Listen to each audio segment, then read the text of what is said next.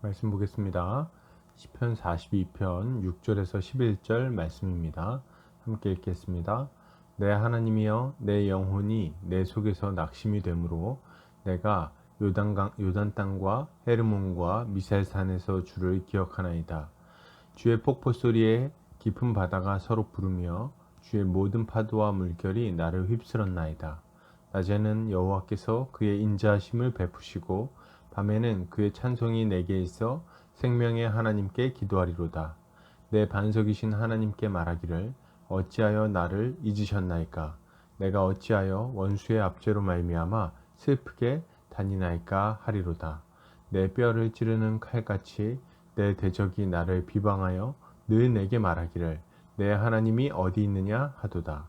내 영혼아 내가 어찌하여 낙심하며 어찌하여 내 속에서 불안해하는가? 너는 하나님께 소망을 두라. 나는 그가 나타나 도우심으로 말미암아 내 하나님을 여전히 찬송하리로다. 아멘.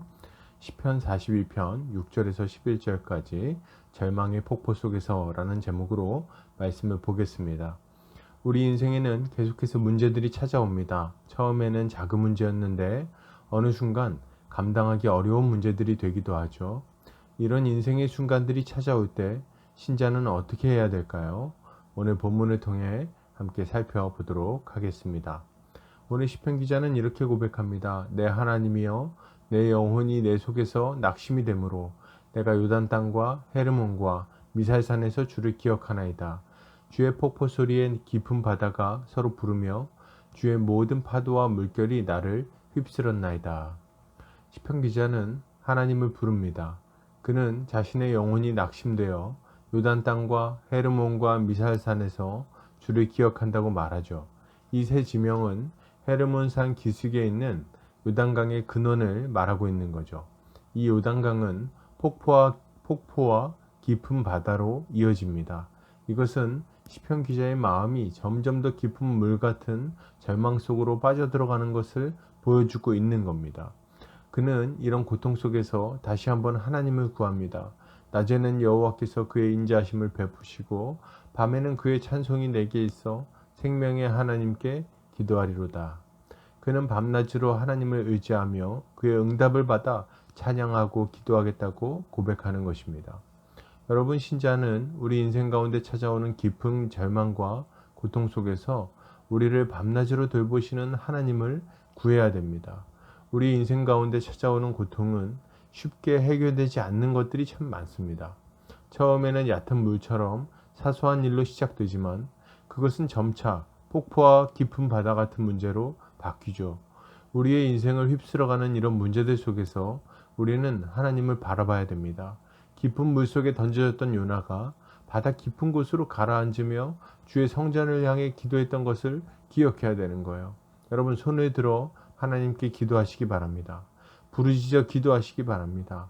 주님이 우리의 기도에 응답하시고 큰 물고기를 보내어 우리를 살리실 것입니다. 계속해서 보겠습니다. 시편 기자는 이렇게 말합니다. 내 반석이신 하나님께 말하기를 어찌하여 나를 잊으셨나이까? 내가 어찌하여 원수의 압제로 말미암아 슬프게 다니나이까 하리로다. 내 뼈를 찌르는 칼같이 내 대적이 나를 비방하여 늘 내게 말하기를 내 하나님이 어디 있느냐 하도다. 시편 기자는 하나님께 하소연합니다. 어째서 나를 잊으셨습니까? 제가 어째서 원수의 압제로 고통을 받아야 됩니까? 제 대적이 뼈를 찌르는 칼같이 우리를 비방하고 너희 하나님이 어디에 있냐고 말합니다. 그는 원수로 인해 고통을 당하고 있습니다. 그런데 그 사실보다 더 견디기 힘든 것은 뼈를 찌르는 것 같은 비웃음이죠. 하나님이 어디 있냐고 비아냥거리는 소리가 참 아픕니다. 시편 기자는 그것을 견디지 못하고 하나님께 하소연하고 있는 것입니다. 여러분, 신자는 우리의 믿음을 흔드는 날카로운 비웃음 속에서 믿음을 지키게 해주시기를 구해야 됩니다. 우리가 어려움을 당할 때 우리의 친척이나 이웃들이 우리를 위로하면 얼마나 좋을까요? 안타깝게도 우리의 삶 속에서는 위로보다는 비아냥을 들을 때가 더 많습니다.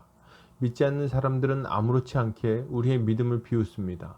하나님이 없다고, 하나님이 계시다면 지금 너의 어려움을 어떻게 설명할 수 있냐고 말하죠. 이 말들은 우리의 심령에 얼마나 큰 고통을 주는지 참 견디기가 힘듭니다. 안 그래도 믿음을 지키는 것이 쉽지 않은데 이런 말까지 들으면 마음속에 불평과 불만이 터져 나오는 것이 사실이죠. 이럴 때 신자는 사람들 앞에서 하나님을 비방하거나 불평불만하지 않아야 됩니다. 이들의 말에 동조하지 않아야 돼요. 도리어 하나님께 나아가 무릎을 꿇고 하소연하는 것이 옳습니다.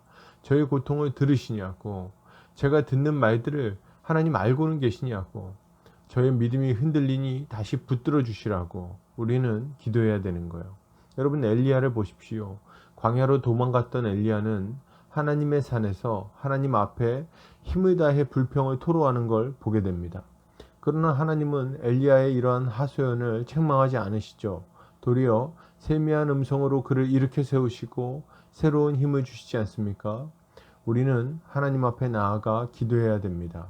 주님이 우리의 믿음을 다시금 견고하게 붙들어 주실 것입니다.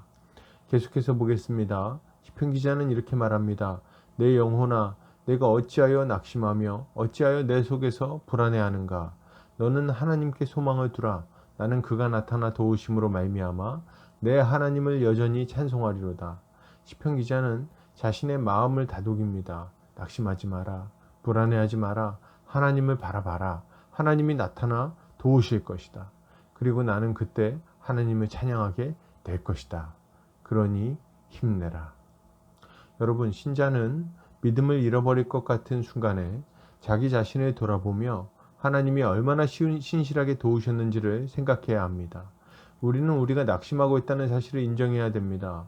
불안해하고 있다는 것도 인정해야죠. 낙심과 두려움은 부끄러운 것이 아닙니다. 그것은 그저 찾아오는 거죠. 그러나 그것을 외면하거나 내버려둬도 되는 것은 아닙니다.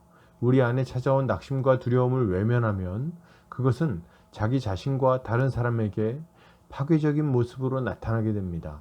그렇다고 이런 두려움을 내버려둬도 안 되는 거죠. 그것을 내버려두면 그것은 점점 더 커져서 어느 순간 우리의 삶을 좀먹어 버릴 것이기 때문에 그렇습니다. 그렇다면 어떻게 해야 될까요? 두려움과 불안함을 인정하고 하나님을 바라봐야 됩니다. 두려운 것은 사실이지만 이 모든 문제를 해결할 수 있는 능력의 하나님이 나의 아버지가 되신다는 것을 생각해야 되는 겁니다. 그렇게 할 때 우리는 우리의 두려움은 하나님을 향한 기도가 될 수 있을 것입니다. 그리고 결국 이 기도는 하나님의 응답으로 우리의 간증이 될 것입니다.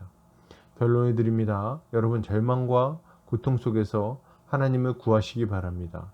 주변의 비방과 비아냥에서 귀를 돌려 하나님의 세미한 음성을 들으시기를 바랍니다. 두려움이 찾아올 때라도 하나님을 바라보며 기도에 힘쓰시기를 바랍니다. 하나님이 우리의 기도에 응답하실 것입니다. 오늘 하루 주의 응답하심을 경험하는 성도님들 되시기를 주의 이름으로 축복합니다.